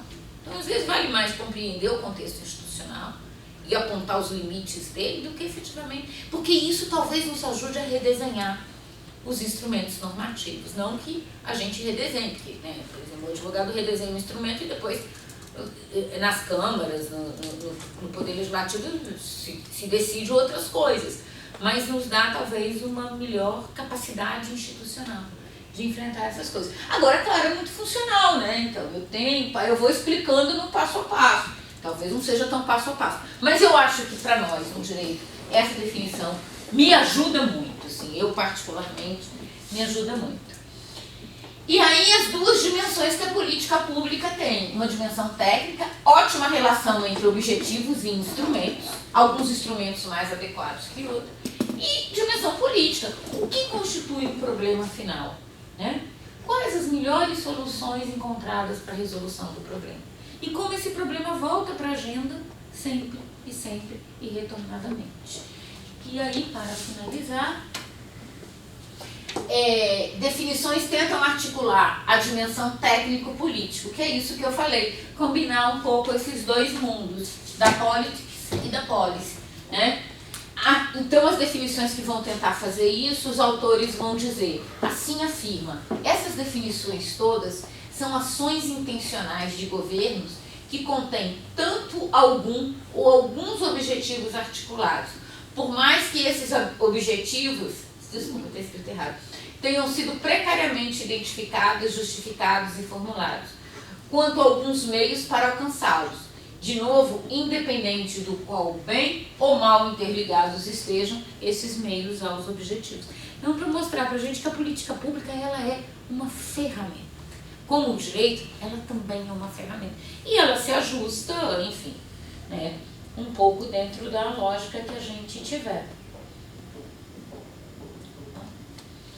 E aí, as concordâncias e discordâncias em relação a essa formulação. Aí ele usa o Thomas Dee, né, que diz, política pública é o governo em ação.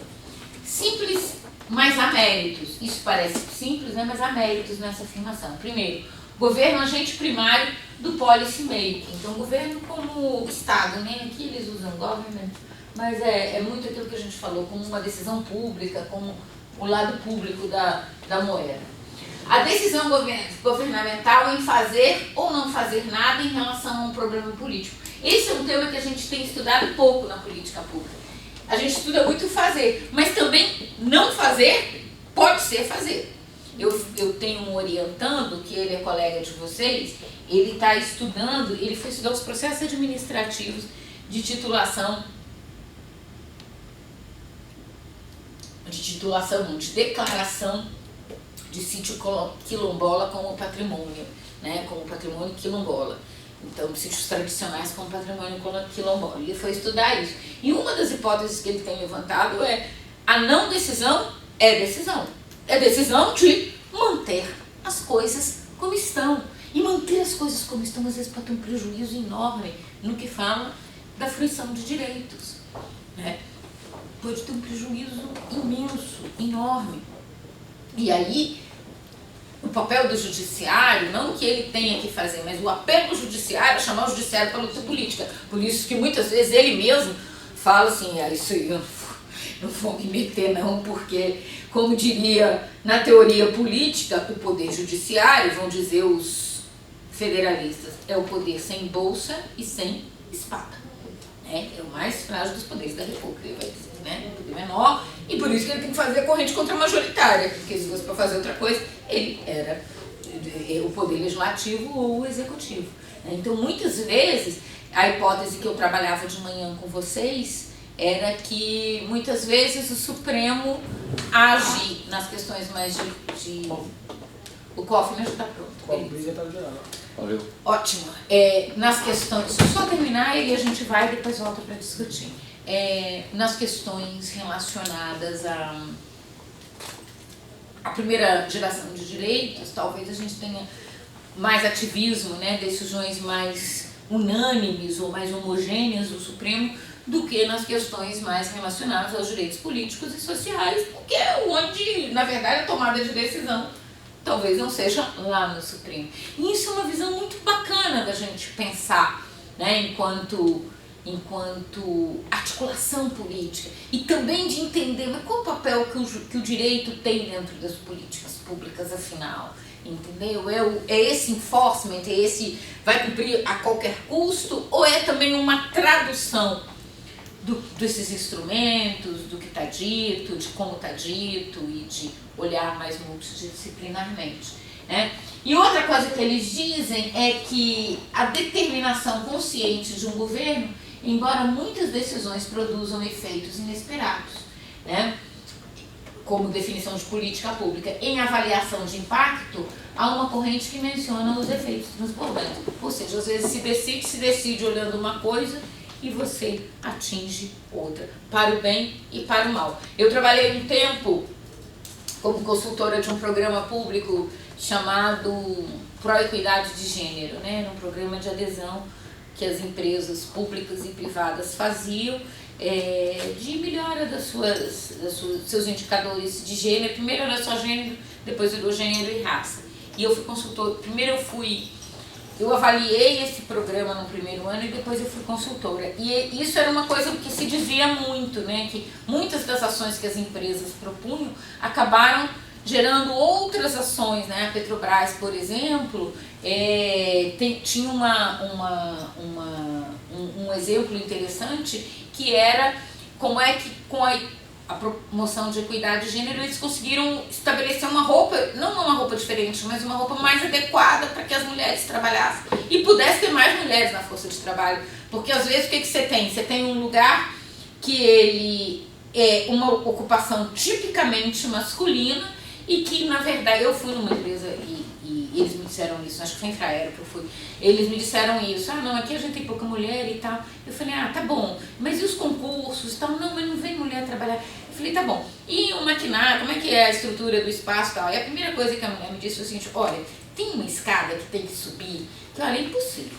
No segundo mês de gravidez, a mulher não sobe. Eu falei, mas olha, se ela não consegue subir no segundo mês de gravidez, ninguém vai querer trabalhar aqui, né? Uma mulher que queira, vai fazer o concurso, porque a limitação dela vai ser concreta, né? Então essas coisas que a gente chama de discriminação indireta, né? Que nesse caso o programa mostrou que foi mudando de fato estruturas consolidadas do processo social. E aí talvez a grande transformação seja essa, como é que você consegue mudar estruturas que nunca foram mexidas, nunca foram mudadas, né? Que elas reproduzem desigualdades, que elas reproduzem assimetria, né? Então, também se fala de que a política, de que a decisão, né? Isso tudo para dizer, política pública é decisão de problemas públicos. Ponto, assim, governo em ação. E aí esse mesmo Thomas Dee vai dizer, a política pública envolve um processo de resolução de problema que envolve decisões governamentais conscientes e deliberadas. Entretanto, há mais complexidade nessas definições. O exemplo que oferece é o de Jenkins, né, cuja perspectiva ressaltada é a seleção de objetivos. Então também ela é resolução sobre problemas públicos, mas às vezes você seleciona quais problemas, né? Os governos tomam várias decisões em torno de uma questão política, que é aquilo que eu mostrei, ó. Você pegar os sistemas de política pública no Brasil, você vai ver que não é uma única decisão, mas são várias. E às vezes você toma uma decisão lá na frente que vai impactar no sistema aqui atrás. E talvez você tenha que redefinir os instrumentos, né? Que problemas essa afirmação traz para uma análise de política pública a partir do direito?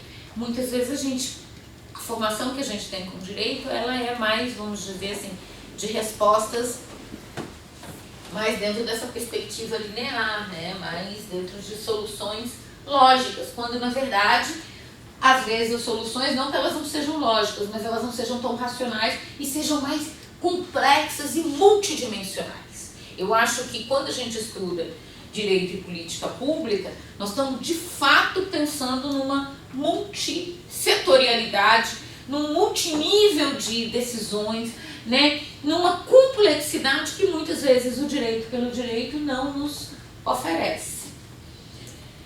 E aí outra coisa que eles colocam, deixa eu ver, eu já estou quase no finalzinho. Outro elemento importante na definição de Jenkins é a ideia de capacidade do governo para implementar as decisões.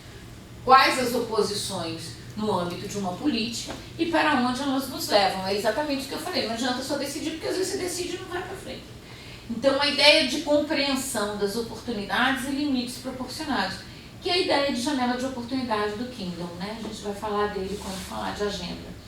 Aspectos importantes dessa análise são policy making como um comportamento orientado, né? A importância do conhecimento que possuem os atores políticos, e especialmente os atores governamentais do policy making. Então, como é que eles admiram, como é que eles também... Então, não é tão simples assim, né? Você tem que entrar nessa racionalidade aqui para também operá-la, né? E a compreensão do contexto institucional, né? Que é um pouco do que a gente tem falado muito. Então, como estudar as políticas públicas? Olhar os registros oficiais de tomada de decisão governamental que se encontram nas leis, nos atos, nas regulamentações e nos relatórios. Eu lá no programa de direito nosso, eu sou da linha de transformações da ordem social, econômica e regulação, porque estudar um marco regulatório, eu falei isso de manhã, fazer um desenho racional e lógico do marco regulatório de uma política é fundamental, né? Isso nos ajuda a pensar, ó, isso aqui tem que ter ligado com isso aqui não tem nada a ver, isso aqui os caras propuseram, mas isso aqui não tem nada a ver com nada, né? As políticas públicas adentram o reino das decisões potenciais e também daquelas que não foram tomadas. Estudar a capacidade de influência dos atores, né? A compreensão dos elementos da luta política, e cabe aos analistas determinar por que uma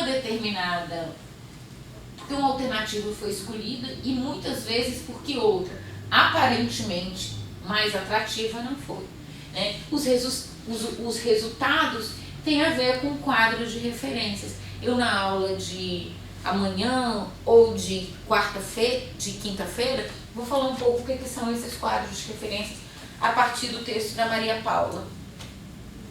E que quadros nós poderíamos apontar?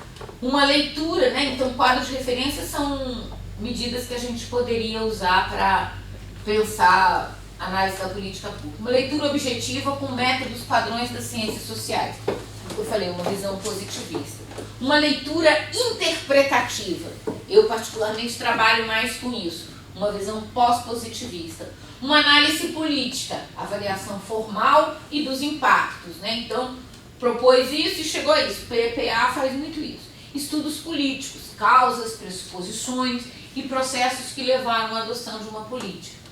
Determinantes de uma política, fatores socioeconômicos de nível macro ou comportamento de nível micro. O conteúdo da política, eu faço muito isso, conteúdo regulatório, distributivo, redistributivo e constitutivo.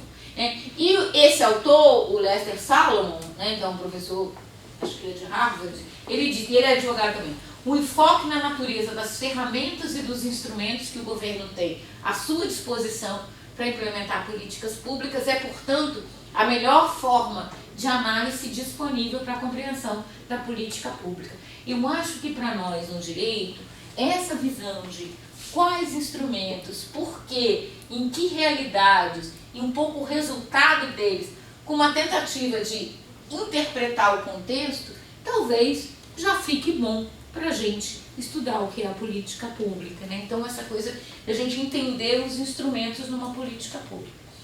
E aí, a ideia de ciclo, né? Você tem uma resolução aplicada aos problemas, você teria esse passo a passo, reconhecer o problema, proposta de solução, escolha da solução, a efetivação da solução e o monitoramento.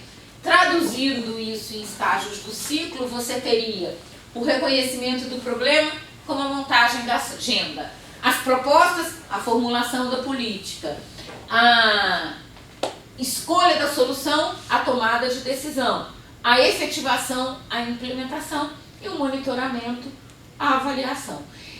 A gente apresenta assim, eu tenho um outro texto que eu gosto de apresentar ele no círculo mesmo, né? No círculo. Mas isso é didático apenas, porque às vezes você escolhe uma solução, toma decisão, mas na implementação você tem que escolher outra. Escolhe aqueles instrumentos que eles não valem de nada, não serve para nada. Como é que você implementa isso? Tem decisão contrária a esse instrumento. né? Decisão do TCU, administração pública, a gente morre de medo. Não vou fazer isso, não, porque não, isso aqui nós temos que fazer, entendeu? Então isso é mais didático que a gente usa. Mas e quando a gente fala de ciclo de política pública, nós estamos falando dessas fases. E são essas fases que nós vamos estudar aqui no curso, a partir de amanhã. Amanhã eu vou falar do texto da Maria Paula Dalari. E por fim, a minha conclusão. Existe um modelo definido, né, de política pública? Faz-se necessário um modelo mais adequado que descreva com mais detalhes as instituições. Isso é uma coisa legal. Que instituições estão envolvidas com essa política? Que atores estão envolvidos? E que ajude a identificar os instrumentos disponíveis ao policy making. Acho que isso para o direito é legal, a gente pensar sempre competências, atores responsáveis por essas competências, que instrumentos que eles têm à mão e que resultado foi possível de se prever. E aponte fatores que levam a determinados resultados e não a outros resultados. E aí, o que isso tudo tem a ver com direito? Como esse conteúdo ajuda ou atrapalha a atuação da gente e que comecem os debates. Pessoal, deu para entender? Ninguém conseguiu olhar o primeiro capítulo não, né? Mas se vocês em casa conseguirem, vale a pena, porque essa apresentação é um fichamento do primeiro capítulo, que ele mostra, olha, estudar a política pública é isso. E a gente vai fazer, como eu já tinha falado para vocês, né, dos percalços de estudar política pública e direito de manhã, a gente vai tentar mostrar para vocês como é que esses autores definem cada um dessas fases do ciclo e como é que isso pode ser útil para o trabalho de vocês, tá bom?